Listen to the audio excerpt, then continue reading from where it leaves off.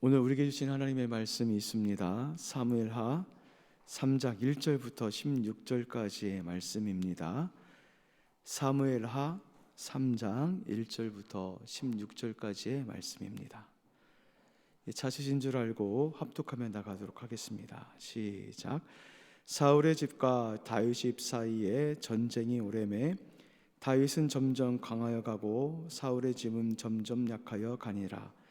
다윗이 헤브론에서 아들들을 낳았으되 맏아들은 암논이라. 이스라엘 여인의 아히노아미 소생이요 둘째는 길르압이라 갈멜 사람 나벨의 아내였던 아비가일의 소생이요 셋째는 압살롬이라 그슬 딸 달메이 딸 마가의 아들이요 넷째는 아도니아라 학깃의 아들이요 다섯째는 스바데라 아비달의 아들이요 여섯째는 이드르함이라 다윗의 아내 에스이니 이들은 다윗이 헤브론에서 낳은 자들이라. 사울의 집과 다윗의 집 사이에 전쟁이 있는 동안에 아브넬이 사울의 집에서 권세를 잡으니라. 사울에게 첩이 있으니 이름은 리스바요 아의 딸이더라. 이스보셋이 아브넬에게 이르되 내가 어찌하여 내 아버지의 첩과 통관하였느냐 하니 아브넬이 이스보셋의 말을 매우 분하게 여겨 이르되 내가 유대의 계머리냐 내가 오늘 당신의 아버지 사울의 집과 그의 형제와 그의 친구에게 은혜를 베풀어 당신을 다윗의 손에 내주지 아니할거늘 당신이 오늘 이 여인에 관한 허물을 내게 돌리는도다. 여호와께서 다윗에게 맹세하신 대로 내가 이루어지게 하였다면 하나님이 아브넬에게 벌 위에 벌을 내리심이 마땅하니라. 그 맹세는 곧 이 나라를 사울의 집에서 다윗에게 옮겨서 그의 왕위를 단에서 브엘세바까지 이스라엘과 유다에 세우리라 하신 것이라 하매 이스보셋이 아브넬을 두려워하여 감히 한 마디도 대답하지 못하니라. 아브넬이 자기를 대신하여 전령들을 다윗에게 보내 이르되 이 땅이 누이 것이니까 또 이르되 당신은 나와 더불어 언약을 맺으사 내 손이 당신을 도와 온 이스라엘이 당신에게 돌아가게 하리이다 하니 다윗이 이르되 좋다. 내가 너와 언약을 맺거니와 내가 내게 한 가지 일을 요구하노니 나를 사울의 딸 미갈을 데리고 오라. 그리하지 아니하면 내 얼굴을 보지 못하리라 하고 다윗이 사울의 아들 이스보셋에게 전령을 보내 이르되 내 처 미갈을 내게로 돌리라. 그는 내가 전에 블레셋 사람의 표피 100개로 나와 정혼한 자니라 하니 이스보셋이 사람을 보내 그의 남편 리스의 아들 그를 뺏어오매 그의 남편이 그와 함께 오되 울며 바오림까지 따라왔더니 아브넬이 그에게 돌아가라 하매 돌아가니라. 아멘. 어제의 본문을 보면은 유다랑 이스라엘이 무모한 전쟁을 하였던 것을 볼 수가 있습니다. 이 전쟁을 시발점으로 인해서 유다와 이스라엘이 끊임없이 내전이 펼쳐진 것을 알 수가 있습니다. 그런데 오늘 본문 1절에 보니까 그 전쟁의 판도가 어떻게 변화되고 있는지를 우리에게 알려주고 있는데 1절 말씀에 보면 사울의 집과 다윗의 집 사이에 전쟁이 오래매 다윗은 점점 강하여 가고 사울의 집은 점점 약하여 가니라 이렇게 말씀을 하고 있습니다. 그런데 참으로 아이러니한 것은 다윗은 12지파 중에 한 지파, 유다 지파에서만 왕이 되었고 나머지 지파는 이스보셋을 왕으로 삼았습니다. 숫자적으로 보나 정치적으로 그리고 경제적으로 또 지역적인 넓이를 보아도 당연히 이스라엘이 우세이죠. 근데 오늘 본문은 그 이스라엘이 강해졌다라고 말하지 않고 오히려 다윗이 강해지고 있다라고 말씀을 하고 있습니다. 이것을 통해서 우리에게 알려주는 것이 있는 것 같습니다. 하나님은 그 하신 말씀을 반드시 성취하시는 분인 것을 우리에게 또다시 보여줍니다. 하나님께서 사무엘상 13장에 보면은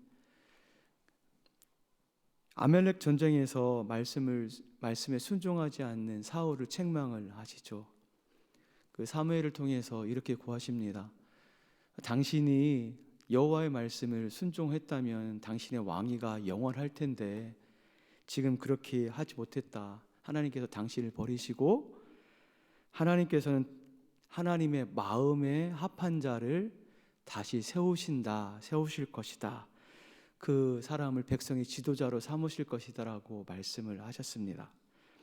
지금 하나님은 누구를 선택하셨습니까? 오늘 본문에 보면 사울에 비해 다윗이 강해졌다라는 것을 통해서 하나님은 다윗을 선택하셨다는 것을 우리가 알 수가 있습니다.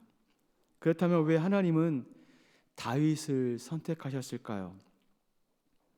사무엘상 13장에 있는 말씀처럼 그가 하나님의 마음에 합한 자, 하나님의 마음에 합한 자였기 때문에 그렇습니다. 이것을 통해 하나님의 말씀이 성취되었다는 것을 알 수가 있고 하나님은 말씀하신 것을 시건치 않은 분이라는 것을 우리에게 보여주고 있습니다. 그렇죠. 하나님은요, 그 말씀의 성취는 때와 장소, 시간과 공간을 초월하신 분입니다. 어제나 오늘이나 영원토록 동일하신 분이죠. 우리가 섬기고 의지하고 우리가 따라야 될 그 분은 그런 능력이 없는 분이 아니라 능력이 갖고 계신 분이라는 사실을 믿으시며 나가는 여러분 되었으면 좋겠습니다. 또한 다윗이 강해졌다는 것을 통해서 다윗이 바로 하나님이 합한 자라는 것을 우리에게 증명을 해줍니다. 따라서 우리에게 주는 교훈은 무엇이냐면 우리 역시 하나님 마음에 합한 자가 되어야 된다는 것입니다. 하나님께 합한 자가 될 때 하나님으로부터의 능력을 덧입는 자가 될 수 있다는 것을 우리에게 알려줍니다. 사랑하는 남순의 지체 여러분, 우리 그리스도인의 능력이 어디서 나올까요? 우리의 힘과 재능과 지혜와 명철이 여러분 어디서 나온다고 생각을 하십니까? 우리가 무엇을 배우죠. 분명히 그 배운 것 가운데서도 능력이 나올 수 있습니다. 저는 그것을 부정하지는 않습니다. 그러나 그리스도인의 능력, 그리스도인다운 능력, 그리스도인다운 지혜와 특별히 세상이 감당하지 못할 만한 그 능력은 배워서 나오는 것이 아니라 얻어서 그것을 우리 것이 되는 것이 아니라 하나님으로부터 나옵니다. 따라서 우리가 힘써야 될 것은 무엇이냐면 주님의 마음에 합한 자가 돼야 됩니다. 왜냐하면 주님의 마음에 합한 자에게 하나님은 그 능력을 덧입혀 주시기 때문에 그렇습니다. 그렇다면 하나님 마음에 합한 자, 그 마음에 합한 자는 어떤 자를 의미를 할까요? 하나님의 마음과 그 마음이 일치한 자를 의미를 합니다. 마음이 통한 자를 의미를 합니다. 그렇다면 하나님의 마음을 알 수 있는 것은 어떻게 하나님의 마음을 알 수가 있을까요? 하나님의 마음을 알 수 있는 방법은 말씀입니다. 그리고 기도입니다. 말씀과 기도 외에는 하나님 마음을 알 수가 없습니다. 여러분, 하나님은 당신의 생각, 마음, 그리고 뜻, 그 인도함과 지킴을 무엇을 통해 알려주시냐면 말씀을 통해 알려주세요. 그러므로 그 말씀에는 우리 인생이 이 땅에서 그리스도인으로서 살아가는 길을 열어주시고 세상이 너무 어두워서 너무 캄캄하기 때문에 갈 바를 알지 못하는 우리의 마음 가운데에 말씀을 통해서 그 길을 보여주시는 것을 알 수가 있습니다. 하나님을 알지 못하는 사람을 여러분 보십시오. 그분들은 참 갈 바를 알지 못하는 분들인 것 같습니다.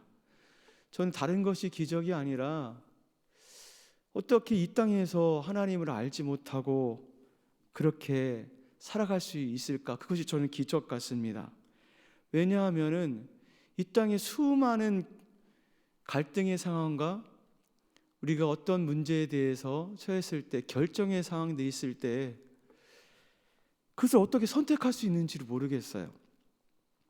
우리의 선택의 문제에 있어서 그것이 단회적인 사건이 아니라 우리 평생 가운데 끊임없이 나타나는 선택의 문제가 있는데, 그것을 하나님을 알지 못하고 그것을 선택한다는 것이 저는 기적이라고 생각이 되어집니다. 성경은요, 하나님을 알지 못하며 살아가는 사람들을 향해서 이렇게 이야기를 합니다. 예레미야 2장 13절에 보면 이렇게 말씀을 하고 있습니다. 내 백성이 두 가지 악을 행하였나니 곧 그들이 생수의 근원되는 나를 버린 것과 스스로 웅덩이를 판 것인데 그것은 그물을 가두지 못할 터진 웅덩이다 라고 말씀을 합니다. 그 스스로 웅덩이를 판대요. 스스로 웅덩이를 판다는 것은 열심히 산다는 것을 의미를 합니다. 죽을 똥 살 똥 열심히 사는데 그 웅덩이는 어떤 웅덩이냐면 터진 웅덩이입니다. 열심히 살지만 밑 빠진 독에 물을 붓는 것과 동일합니다. 하나님을 알지 못하는 사람의 삶이 얼마나 어리석은지를 우리에게 알려주고 있습니다. 우리 사랑하는 남산의 지체 여러분, 하나님의 마음을 아십시오. 하나님의 마음을 알기 위해서 묵상을 하십시오. 그리고 그 묵상의 말씀을 통해 기도를 하십시오. 말씀과 묵상 외에 우리가 하나님의 마음을 알 수 있는 방법이 없습니다. 그리고 하나님의 마음을 알 때에 하나님의 합한 자가 될 수 있고, 하나님의 합한 자가 될 때에 하늘로부터 오는 능력을 덧입을 수가 있습니다. 계속해서 2절부터 5절 역시도 다윗의 자손의 번성함을 우리에게 알려줍니다.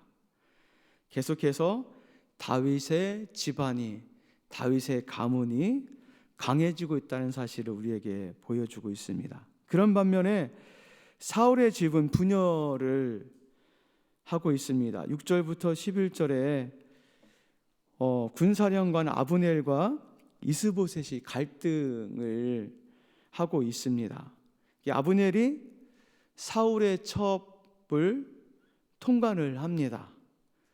그 첩이라 해도 왕이 취했던 사람이기 때문에 아내와 같은 위치에 있죠. 이렇게 왕의 첩과 통관을 했다는 것은 무엇을 의미하냐면 그 왕을 무시한다는 것을 의미하고, 그 왕권을 무시하고 그 왕권을 가지고 있는 그 집안을 무시한다는 것을 의미를 하죠. 그만큼 지금 아브넬이 기고만장을 하고 있다는 것을 의미를 합니다. 이것을 누가 듣냐면 이스보셋이 듣죠. 그리고 책망을 합니다. 그런데 아브넬의 반응이 가관입니다. 오히려 이스보셋을 협박을 해요. 이것을 통해서 이스보셋이 비록 이스라엘의 왕이기는 하지만 그 권력을 장악하고 있는 것은 아브넬이라는 것을 우리가 알 수가 있고, 이렇게 이스보셋을 향한 아브넬의 무례한 행동을 통해서 그 사람이 얼마나 기고만장한 사람인가를 우리에게 알려주고 있습니다. 그리고 12절부터 13절은 이스보셋과 갈등을 하고 있는 아브넬이 누구와 언약을 맺기를 원하냐면 다윗과 언약을 맺고 있는 겁니다. 이는 자기 자신을 버리고 지금 다윗을 선택을 하고 있습니다. 이런 아브넬을 통해서 알 수 있는 것은 이 아브넬은 이익을 쫓는 사람이다. 이익을 위해서는 수단과 방법을 가리지 않는 사람이라는 것을 보여주죠. 어제 본문에서는 이 아브넬이라는 사람은 무모한 사람이었고 무책임한 사람이었어요. 오늘 역시도 이 사람은 자기 이익을 위해서 나라를 팔고 왕을 팔고, 그래서 정치적인 야욕을 위해서 물불을 가리지 않는 사람인 것을 우리에게 알려주고 있습니다. 그러므로 그에게 다른 세상적인 지혜가 있을지 모르겠지만 없는 것이 있습니다. 그것은 무엇이냐면은 바로 하나님입니다. 하나님이 없는 사람에게 있는 그 능력이라는 것은 하나님이 없는 사람에게 있는 지력과 수완과 협상과 그 어떤 기회를 잘 이용한다 할지라도 그 사람에게 찾아오는 것은 결국 망하는 것입니다. 성경이 그것을 보여줍니다. 오늘 본문에서는 아브라함이 망했다는 이야기가 나오지 않지만 우리가 앞으로 보아야 될 금요일 본문에서는 그가 수단과 방법을 가르치지 않고 자기의 그 지혜를 따라 행동했을 때 어떤 결과가 보여지는지를 분명히 보여주고 있습니다. 따라서 우리는 다시금 선택을 해야 됩니다. 무엇을 선택을 하냐면 우리의 이익과 욕망을 따를 것인지 아니면 하나님께서 원하시는 그 기준대로 살 것인지를 선택을 하셔야 됩니다. 하나님의 성품과 일치할 것인지 아니면은 우리의 욕망과 일치할 것인지를 선택을 하셔야 됩니다. 성경은 분명히 말씀하십니다. 하나님 마음이 합한 자 가운데 하나님께서는 함께 해주시고 그에게 능력을 주신다고. 그러나 자신의 욕망대로 사는 자 가운데는 결코 사망과 패망만이 있을 것이라는 것을 우리에게 보여주고 있습니다. 계속해서 13절 말씀에는 이런 아브넬에게 다윗이 협상을 합니다. 그 협상의 내용은 무엇이냐면 자신이 첫 번째 아내였던 미갈을 데려오라고 하는 것입니다. 이 다윗이 이 아브넬에게 미갈을 데려오라고 하는 이유는 무엇이냐면 그 아브넬의 그 진심을 좀 정확하게 파악하기 위함 때문에 그렇습니다. 그리고 14절부터 16절은 그 다윗의 제안에 아브넬이 응답을 하고 있는 것을 우리에게 말씀해 주고 있습니다. 말씀을 맺으려고 합니다. 하나님은 당신의 말씀을 성취하시죠. 하나님은 당신의 말씀을 당신의 마음과 합한 사람을 통해 성취를 하십니다. 하나님의 마음은 무엇을 통해 알 수 있습니까? 말씀을 통해서 알 수 있고 끊임없이 깨어있는 기도를 통해서 알 수가 있습니다. 따라서 우리 남산의 지체 모든 여러분, 우리가 하나님 마음에 합한 자가 되어 그 하나님으로부터 오는 그 능력을 덧입어서 이 어둠의 세상 가운데 하나님의 사람으로 넉넉히 이기며 사시는 저와 여러분 되길 주님의 이름으로 축원을 드립니다.